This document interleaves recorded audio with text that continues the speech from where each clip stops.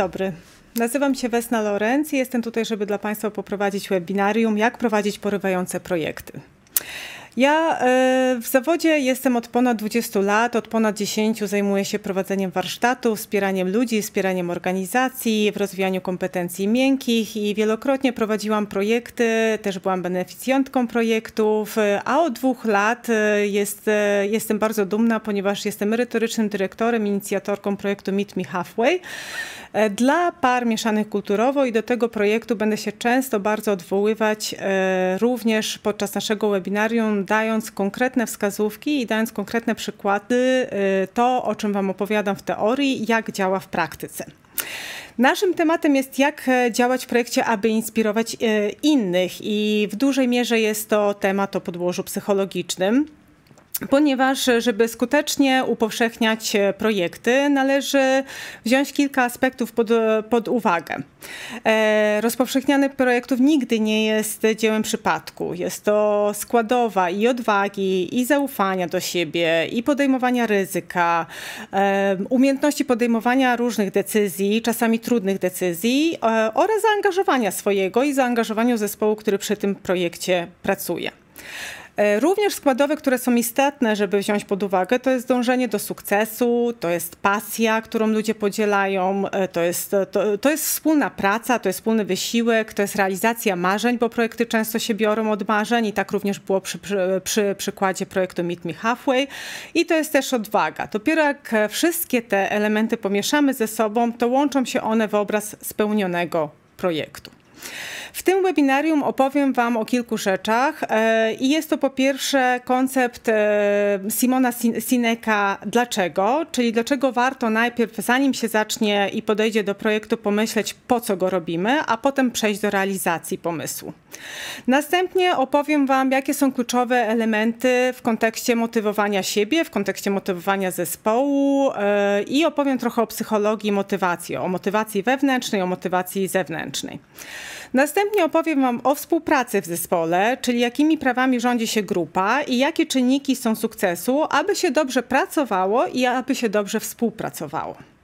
I na koniec opowiem Wam troszkę więcej o projekcie Meet Me Halfway, o autorskim projekcie Meet Me Halfway, który właśnie w tej chwili domykamy i w czerwcu tego roku będzie dyseminacja tego projektu. Powiedziałam, że zacznę od koncepcji dlaczego.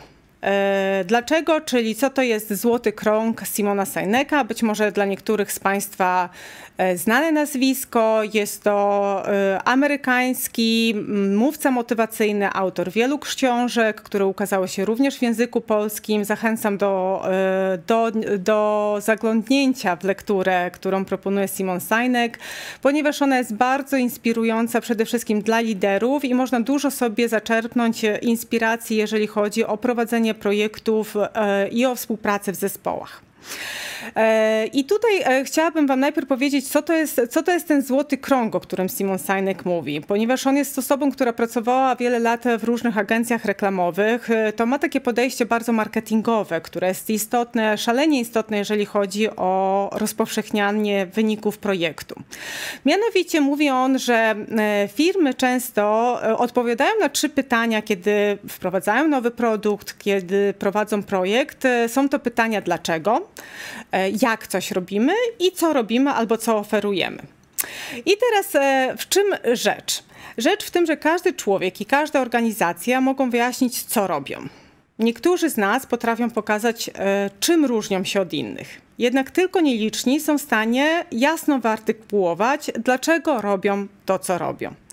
Dlaczego nie ma nic wspólnego z zyskami? Tak? Można powiedzieć, że robimy jakiś projekt po to, żeby zarobić, albo że pewien produkt jest prowadzany. Nie ma to nic wspólnego z finansami i zyskami. Dlaczego? Jest natomiast tym, co inspiruje Ciebie, co inspiruje Twoje otoczenie.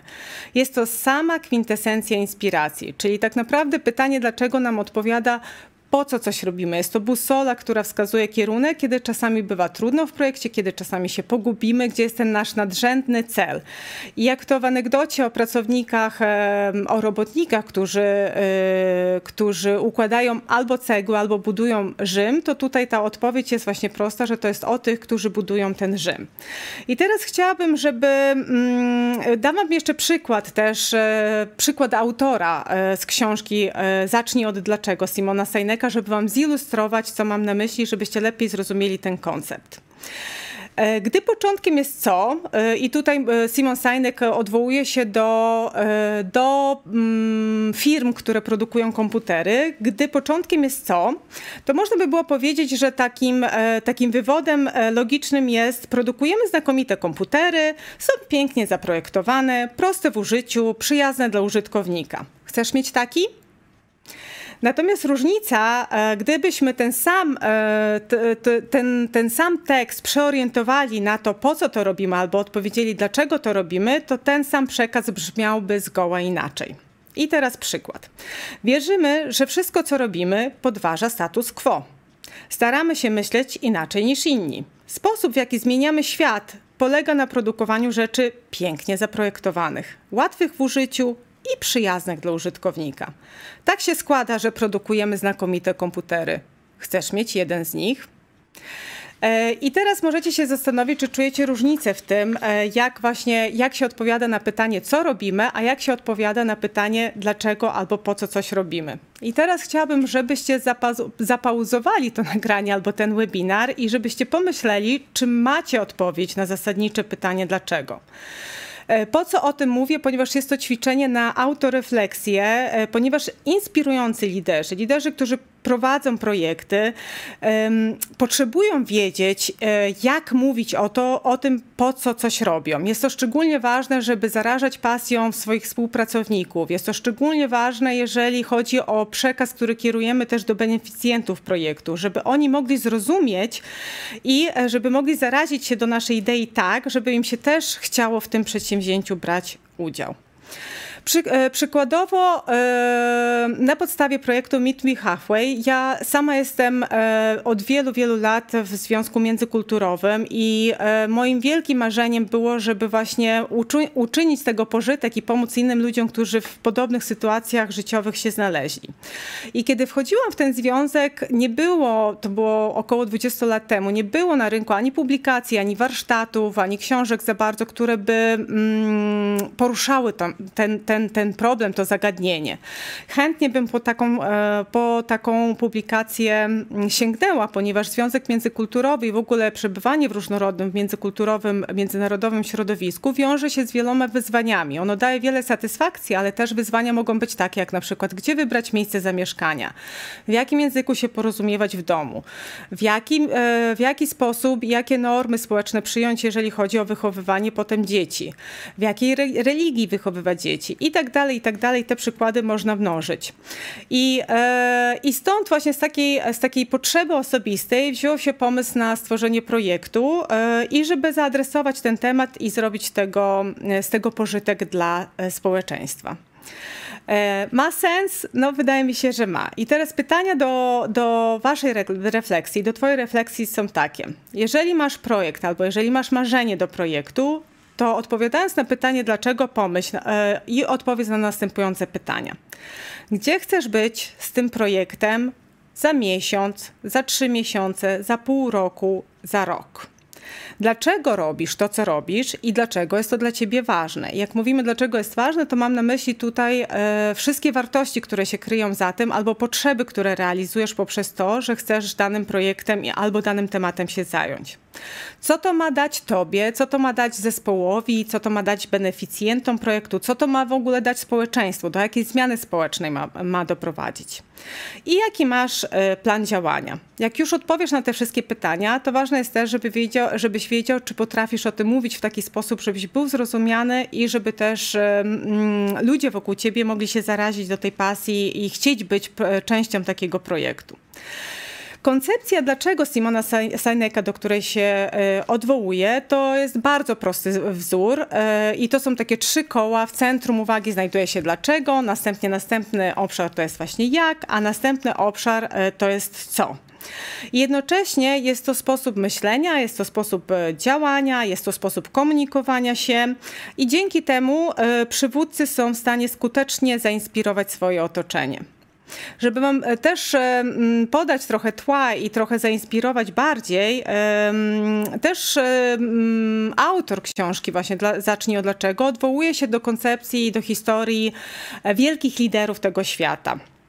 I jeżeli wczytacie się w historię Martina Luthera Kinga, czy Steve'a Jobsa, czy innych wielkich liderów, przekonacie się, że wszyscy ci, którzy inspirują, którzy są myślicielami, którzy są działaczami, komunikują się z innymi z pominięciem ogólnodostępnych schematów. Każdy z nas może zdobyć tą umiejętność właśnie używając tego prostego modelu. Przy odrobinie dyscypliny każdy lider lub organizacja mogą skutecznie oddziaływać na innych. W tym tkwi siła dlaczego.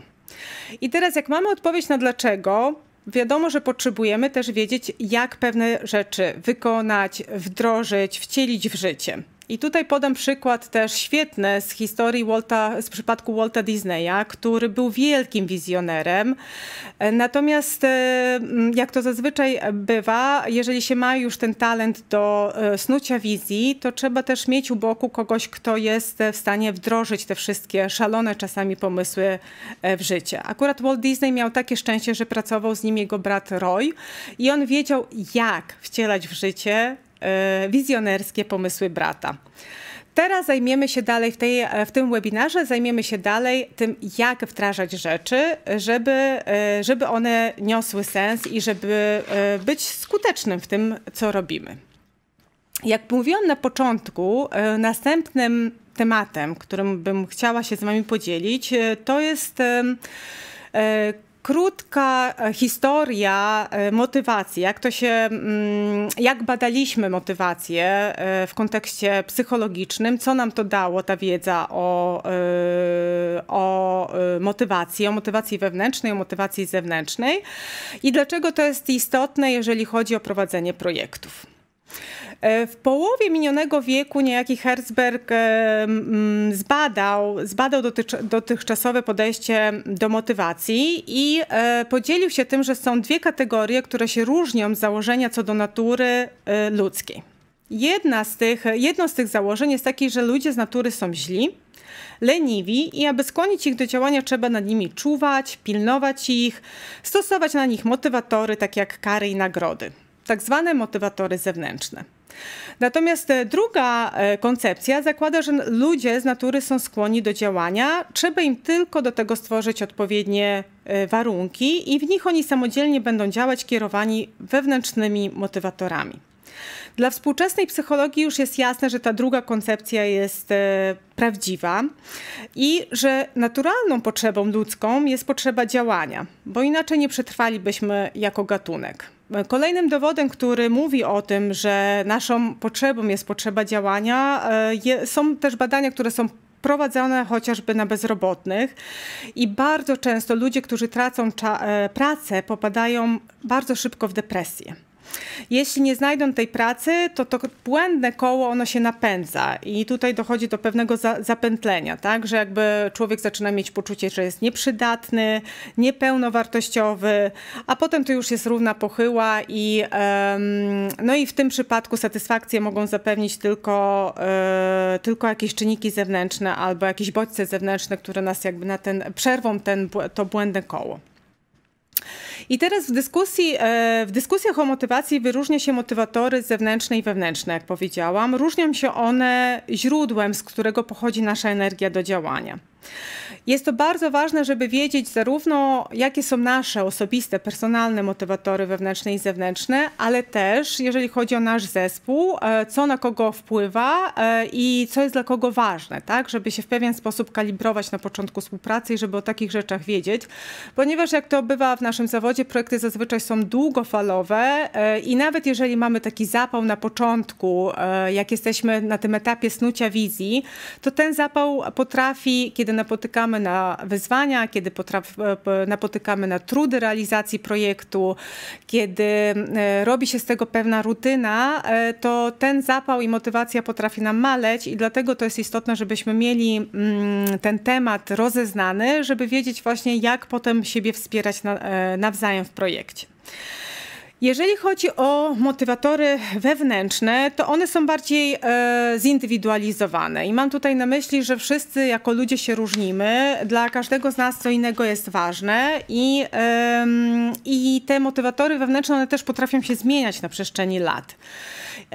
Mieć różne natężenie i to wszystko też zależy od kontekstu, więc różne rzeczy mogą nam dawać poczucie sensu, czasami samo działanie jest dla nas nagradzające i żebyście to lepiej zrozumieli, podam wam przykład, że na przykład lubię pomagać innym i kiedy wykonam dobrą sesję rozwojową z drugim człowiekiem, kiedy niosę pomoc, czuję ogrom sensu i satysfakcji. Samo już to jest dla mnie motywujące.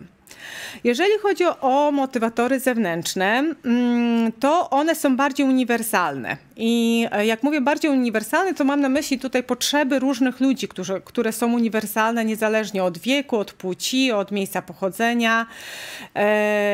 I takim na przykład motywatorem może być poczucie przynależności do danej grupy. I teraz dam taki życiowy przykład, niezbyt zdrowy, ale myślę, że bardzo znany dla wielu osób, czyli na przykład zazwyczaj nie palę, ale czasem na imprezie towarzyskiej, gdzie jest większość palaczy, mogę się skusić po to, żeby właśnie być częścią grupy i żeby mnie nie ominęły te najfajniejsze kawały czy impreza, która się dzieje na balkonie na przykład.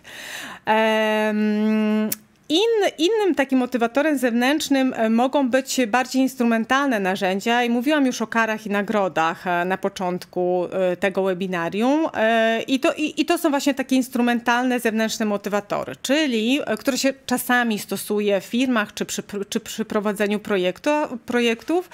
Nie zachęcam do nich, podam wam przykłady, a później powiem, dlaczego nie zachęcam.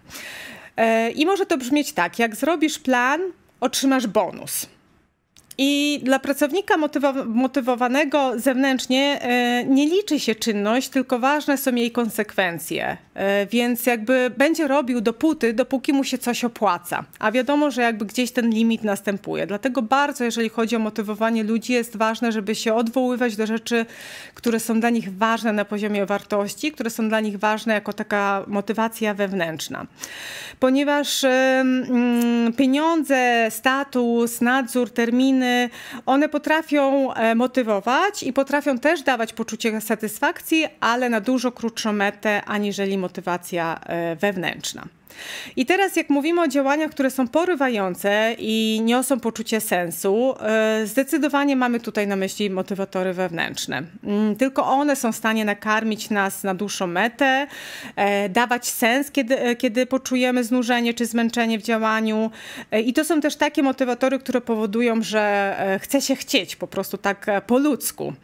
One dają satysfakcję, one pozwalają czerpać satysfakcję też z samego działania, które jest interesujące.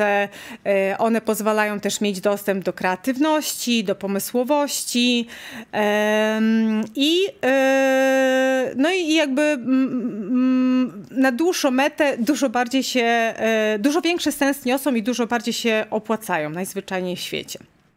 I teraz mówimy o tym, czym jest motywacja wewnętrzna i zewnętrzna, ale jak to rozpoznać. I tutaj się odwołam też do koncepcji z dziedziny psychologii. Być może was to bardziej zainteresuje, będziecie chcieli zgłębić, ponieważ mamy różne narzędzia psychometryczne, różne narzędzia diagnostyczne, z których można skorzystać, żeby zmierzyć sobie ten poziom albo żeby zmierzyć właśnie, jakie mamy te motywatory, szczególnie kiedy jesteśmy w pracy. Jednym z takich narzędzi są kotwice Edgara Scheina, amerykańskiego psychologa, który się specjalizował z psychologii społecznej. I on odkrył, że o wyborze rodzaju kariery decydują przede wszystkim nasze kompetencje, potrzeby oraz wyznawany przez nas system wartości. I początkowo on określił 5 takich kotwic kariery. Następnie w latach 80. dodano jeszcze 3 takie kotwice to jest test, on nazywa się kotwice Scheina. Można sobie poszukać i zrobić sobie taką autodiagnozę dla lepszego zrozumienia, bo robimy to po to, żeby właśnie powiększać swoją samoświadomość, mieć więcej informacji na własny temat, ale być może też przepracować takie tematy w swoim zespole, żeby łatwiej nam się ze sobą później pracowało. I teraz te pierwsze 5 kotwic, które Shine badał, to było właśnie, jakie jest nasze podejście do autonomii i niezależności, do bezpieczeństwa i stabilizacji, do profesjonalizmu, do przywództwa, do kreatywności i przedsiębiorczości. A 3 kotwice, które dodano w 80-tych latach, to jest właśnie usługi i poświęcenie się innym. Bardzo ważny wątek, jeżeli chodzi szczególnie o prowadzenie i dostarczanie projektów. Wyzwania i styl życia. Natomiast też chcę powiedzieć, że bez narzędzi diagnostycznych też często sami doskonale wiemy, co nas napędza i co sprawia na przykład, że robiąc jakieś zadanie po prostu przestajemy mieć poczucie czasu. Może to być kreatywne pisanie, może to być rozmowa z drugim człowiekiem, może to być jakaś praca koncepcyjna, może to być praca przy komputerze, może być to coś, co jest związane z przebywaniem na świeżym powietrzu, tak? Zatrzymaj się teraz i pomyśl o tym, co jest takim twoim motywatorem i motorem, takim wewnętrznym motorem do działania. A przy tej okazji też, czy wiesz, co napędza twoich współpracowników i czy zadania w zespole są podzielone zgodnie z tymi preferencjami, talentami i rzeczami, które nas motywują wewnętrznie. Bo według mnie zadanie lidera jest właśnie, żeby tworzyć takie środowisko pracy, żeby ludzie mogli w nim realizować swoje motywacje wewnętrzne. Więc jeśli wiesz, co ciebie motywuje i co motywuje twój zespół, to wielkie gratulacje. Jeżeli nie, to wykorzystaj tę okazję, żeby zmapować swój zespół, a potem sprawdź z osobami w zespole, na ile twoje przypuszczenia są zgodne z prawdą i jak możecie wykorzystać tę wiedzę jako potencjał i siłę zespołu. I teraz nie powiedziałam o tym na początku, tylko kontekstowo wspomniałam o tym, że zewnętrzne motywatory są również związane z finansami, bo czasami, wiecie, jak pytam ludzi na warsztatach nawet, co ich motywuje, to ten temat pieniądza albo wynagrodzenia, gratyfikacji finansowej się pojawia. Natomiast ja trochę chciałam tutaj odczarować ten temat, że pieniądze to nie jest taki jedyny element, który tym światem zarządza.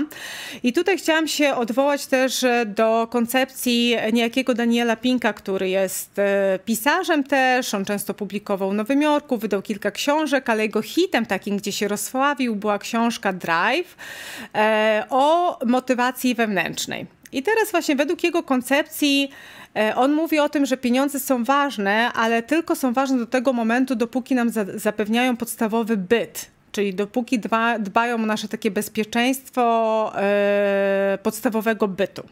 Natomiast jeżeli tylko, czyli jakby Daniel Pink twierdzi, że trzeba ludziom płacić godnie, rynkowo, najlepiej z niedużą nadwyżką i zdjąć ten temat w ogóle ze stołu. Natomiast, że pieniądze jako motywator pojawiają się, działają najskuteczniej, kiedy są po prostu nieoczekiwane, kiedy ktoś się nie spodziewa podwyżki, a takową na przykład dostaje. I tutaj kolejnym potwierdzeniem dla tej tezy też jest, jeżeli sobie potraficie wyobrazić ludzi, którzy się wspinają w górach i którzy czasami wyjeżdżają na bardzo trudne, karkołomne wręcz ekspedycje i nieraz im się nie udaje na tą górę wymarzoną wejść, ale oni konsekwentnie ćwiczą i wracają, tak? I jakby to najlepiej pokazuje, że my jako ludzie mamy swoje motywatory wewnętrzne. No i warto je mieć rozeznane, żeby wiedzieć, jak tą wiedzę wykorzystać również potem we współpracy w ramach projektów. Dla uzupełnienia tego obrazka, a propos właśnie motywatorów wewnętrznych, zewnętrznych, finansowych, materialnych, niematerialnych, opowiem wam jeszcze o wynikach badania w ramach Polskiej Mapy Motywacji. Polska Mapa Motywacji to jest takie badanie, które po raz pierwszy przeprowadzono w Polsce na początku 2000 lat, a potem je powtarzano i ostatnie wyniki z Polskiej Mapy Motywacji są z 2016 roku. I to jest badanie, które bada właśnie, jak ludzie podchodzą w pracy, jeżeli chodzi o motywację, co ich motywuje, co ich napędza w pracy, natomiast bada czynniki pozafinansowe. I tutaj znajdują się takie rzeczy jak docenianie w pracy, jak pewność zatrudnienia, jak delegowanie zadań zgodnych z kwalifikacjami, z kompetencjami, jak podnoszenie kwalifikacji, czyli jakby takie środowisko pracy, które umożliwia nam ciągły rozwój. I też tutaj się pojawia jako jeden z kluczowych elementów, bo ciągle on się znajduje w takich wskaźnikach top 3, dobra atmosfera w pracy. Bardzo często właśnie ludziom zależy, żeby było miło i żeby im się dobrze współpracowało i jest to dla nich bardzo, bardzo ważne, jak się okazuje. I teraz zastanawiam się, czy takie wyniki są dla ciebie zaskoczeniem, jak tego słuchasz, a może z kolei trochę odczarowują obraz świata rządzony pieniędzmi.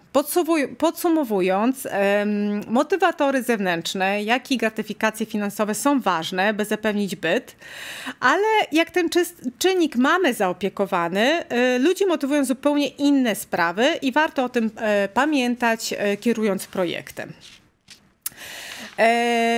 Następny kawałek naszego webinarium jest poświęcony współpracy w grupie i nazwałam go dla siebie "Nie jesteś samotną wyspą". Tak? Jak jesteśmy w projekcie, zazwyczaj, nawet jeżeli jesteśmy liderami, to się liderów również tyczy, to potrzebujemy mieć umiejętność współpracy w grupie. A co za tym idzie? Umiejętność wykorzystania kompetencji miękkich, takich jak komunikacja, współpraca, uwzględnianie innych, konfrontowanie trudnych wątków, ale z dbałością o ludzi. I chciałabym wam tutaj trochę opowiedzieć o tych elementach dobrej współpracy, dać kilka wskazówek i też pokazać wam, przez jakie fazy przechodzi grupa czy zespół, która wspólnie realizuje projekt. I kiedy zakładamy zespół projektowy, bardzo ważne na początku takiej współpracy jest, aby skalibrować potrzeby i oczekiwania. Na samym początku tej współpracy. Już dzisiaj o tym wspomniałam, teraz podkreślam raz jeszcze, ponieważ ważne na początku jest, żeby wiedzieć, kto z jakim nastawieniem wchodzi do projektu, tak? Co jest dla niego ważne, o jakie potrzeby on dba. Czy to chodzi o to, żeby właśnie się realizować, czy to chodzi o to, żeby spełnić jakąś swoją wizję, żeby spełnić swój cel, żeby urzeczywistnić jakieś swoje marzenie, ale ważne jest też, żeby wiedzieć, na ile te cele indywidualne w zespole są spójne z tym nadrzędnym celem naszego projektu i na ile te wartości, które mamy jako ludzie, są spójne dla wartości naszej grupy, naszego zespołu jako takiego. Ponieważ kiedy napotkamy na te pierwsze wyzwania, czy na pierwsze trudności, to taka kalibracja bardzo nam pomoże, żeby w miarę gładko i bez szwanku przez tą fazę trudu przejść. Możemy tę fazę pierwszą kalibracji nazwać fazą kontraktowania i kiedy mamy ją już ze sobą, warto zadbać o jasną strukturę, czyli podział ról i obowiązków, ponieważ we współpracy to, co jest ważne, z jednej strony ważne jest zadanie i cel, ale z drugiej strony bardzo ważna jest ta warstwa interpersonalna i warstwa współpracy z takiego punktu psychologicznego. Więc jak już tą psychologiczną mamy zaopiekowaną i skontraktowaną, to przechodzimy do tej fazy podziału ról i obowiązków. I tutaj jest też wiele narzędzi, które mogą was wspierać. To są i kanbany, i różne siatki zadań. Jest wiele narzędzi też internetowych, które wspierają tego typu pracę w online. Także jeżeli pamiętacie nasz poprzedni wątek o motywacji, najlepiej w podziale ról i zadań i delegowaniu tych zadań warto uwzględniać te motywatory dla każdego członka zespołu. I nie mówimy tutaj o koncercie życzeń, tak? Natomiast mówimy o takim rozłożeniu prac, gdzie dane zadania i dana rola odpowie na większość potrzeb i zaspokoi wykorzysta większość kompetencji danej osoby. Tak? Jeżeli sobie przypomnicie wyniki polskiej mapy motywacji, to tam też był taki wątek właśnie, że bardzo ważne jest, żeby w pracy wykorzystywać swoje kompetencje i to jest właśnie o tym. żeby się czuć potrzebnym i żeby się móc w pełni realizować. I teraz w projekcie Meet Me Halfway, do którego się odnosiłam, też się odwołam tym razem, mamy na przykład taką osobę, która jest wiekowo młodsza, więc jest zafascynowana światem online, światem social mediów i po prostu lubi i na tym się dobrze zna, realizować różne rzeczy, które są związane na przykład chociażby z marketingiem projektu. I ona się samoistnie zgłosiła jako osoba chętna do zaopiekowania się tym kawałkiem. Mamy osobę, która z kolei lubi kinematografię i interesuje się filmem. Sama jest zresztą fotografką i kiedy trzeba było stworzyć filmy projektowe opowiadające o naszych parach międzykulturowych, to ona się z chęcią zajęła tym wątkiem. I załóżmy, że te pierwsze kryteria, te pierwsze 2 warunki mamy spełnione, czyli jakby mamy skalibrowane potrzeby, mamy skalibrowane motywatory, mamy skalibrowane role, zadania i odpowiedzialności. Natomiast to nie oznacza, że w projekcie będzie sielankowo. I co robić, kiedy mamy grupę, która tworzy zespół, gdzie jest multum współzależności? Na poziomie psychologicznym w takiej grupie zadziewają się różne rzeczy. I w latach 60. zeszłego wieku zdefiniowano fazy, przez które przechodzi każda grupa czy każdy zespół. I teraz tak książkowo w różnych źródłach są podawane różne koncepcje, natomiast ta, z którą chcę się z wami podzielić dzisiaj, to jest koncepcja Bruce'a Tuckmana, najczęściej wykorzystywana w świecie biznesu, która zakłada i definiuje 4 fazy, przez które każdy zespół przechodzi. Pierwsza to jest faza formowania. I od razu będę wam mówiła, co cechuje, czyli na poziomie zachowań, co cechuje daną fazę. Jeżeli chodzi o fazę formowania, to jest taka orientacja, tak? Podchodzimy do pewnego projektu albo do pewnego zadania, dołączamy na przykład do jakiegoś zespołu i wtedy jest bardzo ważne, żeby wiedzieć, jakie są oczekiwania członków grupy względem siebie. Ważne też, żeby wiedzieć, że w tej fazie każdy wnosi swoją indywidualną historię i doświadczenia z poprzednich na przykład grup czy z poprzednich miejsc pracy. I tutaj też mogą być takie zachowania widoczne, że ktoś chce się pokazać od jak najlepszej strony i może zawłaszczać dużo przestrzeni dla siebie.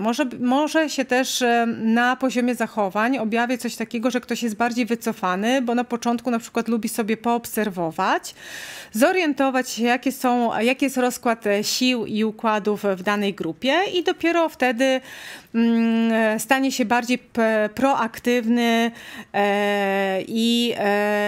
i zaangażowany. Więc jakby z jednej strony możemy zaobserwować małą aktywność na wspólnych spotkaniach, ponieważ to jest taka postawa czekania i defensywy, ale też może się pojawić baczne obserwowanie, może się też pojawić próba zrozumienia norm, jakie zachowania i postępowania w tej grupie są możliwe. Może się też pojawić takie wypytywanie o to, kto jest kim, kto ma jakie zaplecze, kto ma jakie kompetencje. Mogą się pojawić różne takie już nawet na poziomie myśli, takie stereotypowe myśli i poprzez pryzmat przyglądania się innym, czyli taka ocena, nawet jeżeli tego nie ujawniamy, ale właśnie diagnozowanie trochę innych, czy ktoś jest inteligentny, kto jak wygląda, kto się jak wysławia, kto jest na ile sprytny, kto co wnosi do projektu. I to są bardzo naturalne przejawy tej fazy orientacji czy formowania. Natomiast tutaj się trzymamy takich bardzo bezpiecznych, niezbyt głębokich tematów komunikacji, ponieważ tak jest bezpiecznie na początku, póki się jeszcze nie znamy w działaniu.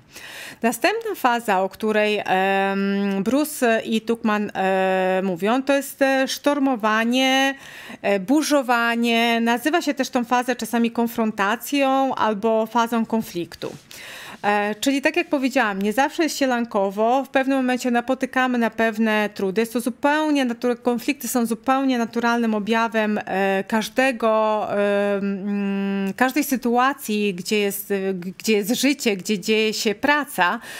Jest to nieuniknione, natomiast jakby naszym zadaniem jako liderów, naszym zadaniem jako członków zespołu jest to, żeby o tym wiedzieć, i żeby też wiedzieć, po jakie narzędzia sięgać, żeby skutecznie przez takie trudy zwycięsko przechodzić.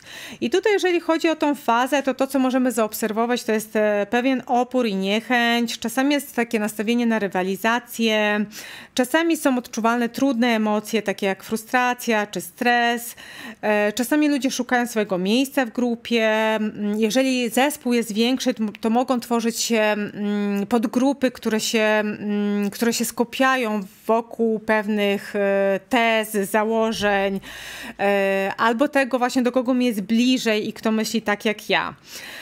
W tejże fazie też jest dążenie do wywierania wpływu, czyli kto ma rację, kto nie ma racji, kto jest ze mną, kto jest przeciwko mnie. Może się pojawić krytyka, złośliwości, wrogość, może czasami dochodzić do starć i konfrontacji i trudniej tutaj jest realizować zadanie grupowe, ponieważ tutaj występuje to zróżnicowanie na poziomie wymagań i potrzeb. I bardzo ważna jest świadomość tego, co się dzieje, żeby właśnie nie pójść w takie strategie destrukcyjne, tylko żeby z tego przejść przez to i uczynić z tego siłę zespołu. Następna faza jest to faza normowania, nazywana też fazą, w której dochodzi do konsensusu, w której dochodzi do współpracy, do kompromisu. I w tej fazie jesteśmy bardziej otwarci, mamy albo dajemy więcej takiej autonomii, więcej jest też autentyczności, czyli skoro już przeszliśmy przez fazę burzowania, gdzie było trudno, to teraz możemy sobie bardziej zaufać, bardziej się otworzyć, bardziej ujawnić z pewnymi rzeczami. Tutaj jest więcej współpracy, mniej rywalizacji.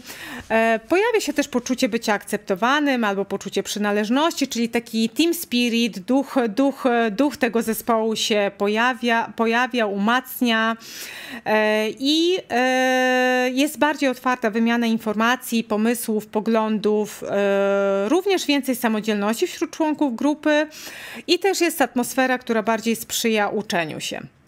Czwarta i ostatnia faza według tej koncepcji to jest faza z angielska performowania, czyli faza taka, gdzie dochodzi do osiągania celu grupowego. Tak? To jest integracja tych osobistych potrzeb, ale też wymagań stawianych przez zadanie. Tak? To jest ta faza, w której jesteśmy jako zespół najbardziej skuteczni, tak? Ponieważ tą warstwę psychologiczną mamy zaopiekowaną, w związku z tym możemy dowieść projekt.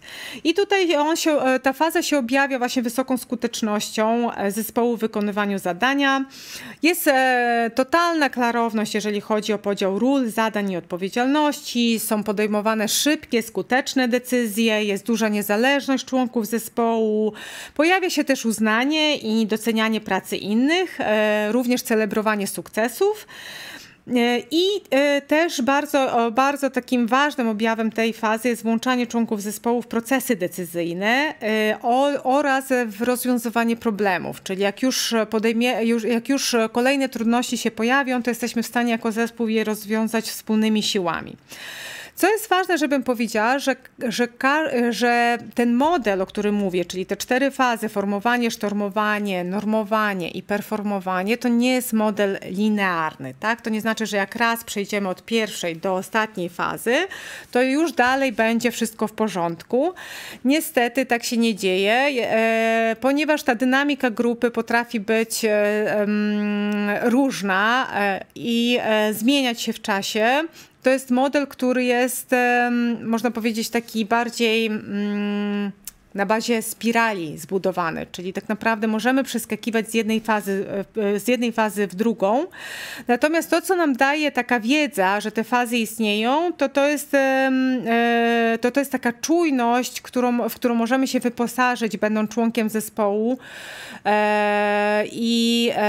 albo liderem zespołu projektowego, żeby śledzić za tymi objawami, które są w grupie, czasami ujawniać różne rzeczy, czasami jako lider konfrontować te trudniejsze momenty, po to, żeby zespołowi pomagać wychodzić z impasu i po to, żeby koniec końców dogadywać się szybciej i łatwiej.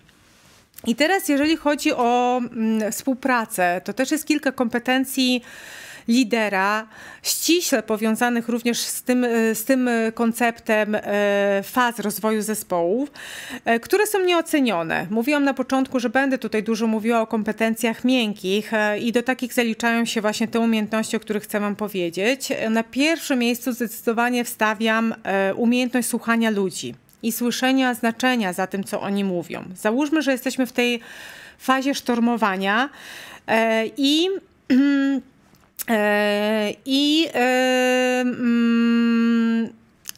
tym bardziej trzeba wtedy mieć taką kompetencję, żeby usłyszeć, co jest pod tą warstwą werbalną, kiedy ktoś się do nas zwraca. Załóżmy, że przychodzi do nas ktoś z zespołu i mówi: no nie, ten partner jest beznadziejny, ponieważ on dostarcza wszystko na ostatnią chwilę, jak tu w ogóle pracować? I czego może chcieć więcej taka osoba, która przychodzi z takim komunikatem?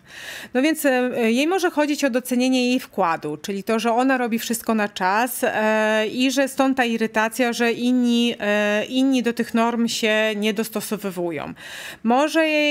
Może też chodzić o to, że prosi o wsparcie i o pomoc we wzmaganiu się z partnerem, tak? Że sobie już sama nie radzi i że tutaj jest potrzebna na przykład interwencja osoby trzeciej, czy kogoś, kto ma uprawomocnienie i kto jest na przykład liderem projektu i może wtedy taką sytuacją trudniejszą się zaopiekować. Więc ważne jest, żeby poza tą warstwą werbalną, jak powiedziałam, też wsłuchiwać się w znaczenie tego, kto co mówi, po co to mówi i jak ja jako współpracownik czy jako lider projektu mogę wesprzeć daną osobę. Następna rzecz to jest uwzględnianie innych, ich głosu i opinii. To tak ładnie po angielsku się nazywa inclusion. W języku polskim też jest przywłaszczone już słowo inkluzywność, czyli żeby czerpać z siły różnorodności i żeby pytać ludzi o zdanie, nie po to, żeby się pozbywać odpowiedzialności lidera, czy odpowiedzialności za nasze zadanie, ale po to, żeby się wzbogacić i zainspirować na przykład opinią i głosem innych. Następnie, szczególnie w fazie konfrontowania i sztormowania, ważne jest, żeby umieć wyłapywać trudy i żeby umieć też konfrontować trudne tematy, jeżeli nikt tego nie zrobi wcześniej w zespole. Tak? Czasami wpadamy w taką pułapkę powierzchownej harmonii, tak? Że chcemy, żeby było miło i też w Polskiej Mapie Motywacji już usłyszeliście, że bardzo ważna dla ludzi jest atmosfera w pracy. Natomiast ważne jest tutaj, żeby być czujnym i nie wpaść w taką pułapkę powierzchownej harmonii. Mianowicie, że jeżeli widzimy, że pod spodem jest dużo emocji, dużo trudnych emocji, że się gotuje, że ludzie zaczynają na przykład plotkować na boku albo robią bypassy i przychodzą do lidera, żeby naskarżyć w cudzysłowie na kogoś, to jest taki sygnał, że w zespole dzieje się coś niepokojącego i że warto takie sytuacje konfrontować. I ja w swojej pracy bardzo bazuję na współpracy opartej na empatię, o empatię. I jestem ekspertką w tej dziedzinie.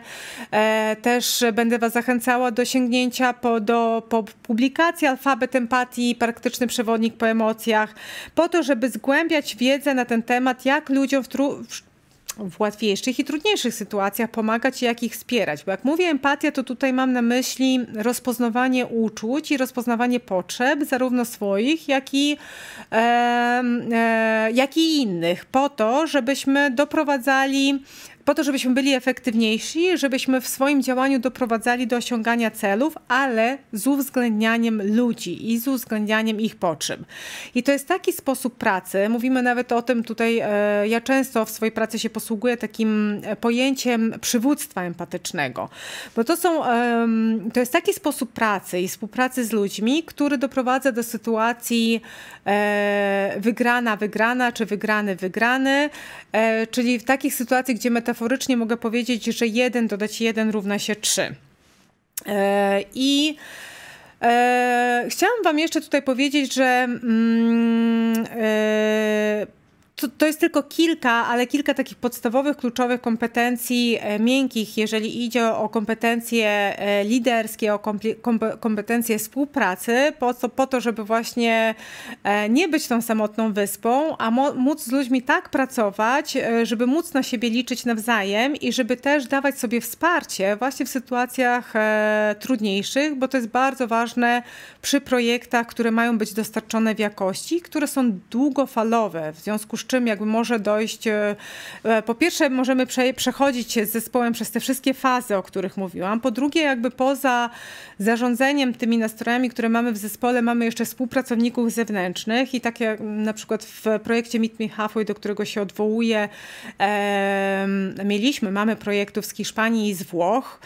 To są organizacje, z którymi współpracowaliśmy po raz pierwszy, więc tych stakeholderów tak zwanych mamy więcej. W związku z czym ważne jest, żeby zdawać sobie sprawę z tych wszystkich elementów i współzależności psychologicznych. I tym wątkiem chciałam zakończyć dzisiejsze webinarium. Dla podsumowania jeszcze raz chcę się odwołać, czym się dzisiaj zajmowaliśmy, czyli mówiłam wam o koncepcie dlaczego Simona Sineka i dlaczego warto zaczynać od dlaczego, zanim wystartujemy projekt. Jak ważna jest motywacja i jak rozpoznawać różne czynniki, które nas motywują wewnętrznie i zewnętrznie w kontekście psychologicznym i w kontekście zarządzania projektami. Mówiłam wam o współpracy w zespole, o różnych fazach rozwoju zespołu i na co być uważnym, jakie są objawy różnych faz w rozwoju grupy i zespołu, po to, żeby wiedzieć na przykład, kiedy jest trudniej, jak przez różne fazy przechodzić i na co zwracać uwagę. I podzieliłam się z wami informacjami na temat projektu Meet Me Halfway, którego jestem inicjatorką, pomysłodawczynią i dyrektorką merytoryczną. I to wszystko w kontekście tego, jak lepiej ze sobą współpracować, pracować, jak prowadzić porywające projekty z sensem i jak dyseminować, jak rozpowszechniać wiedzę na temat produktów, które nam w ramach tych projektów powstają, żeby to niosło sens, doprowadzało do dobrych zmian społecznych, ale też, żeby dawało poczucie satysfakcji tej wewnętrznej i zewnętrznej. Bardzo dziękuję za uwagę i w razie pytań zachęcam do kontaktu ze mną. Moje dane będą na końcowym slajdzie kończącym ten webinar. Dziękuję.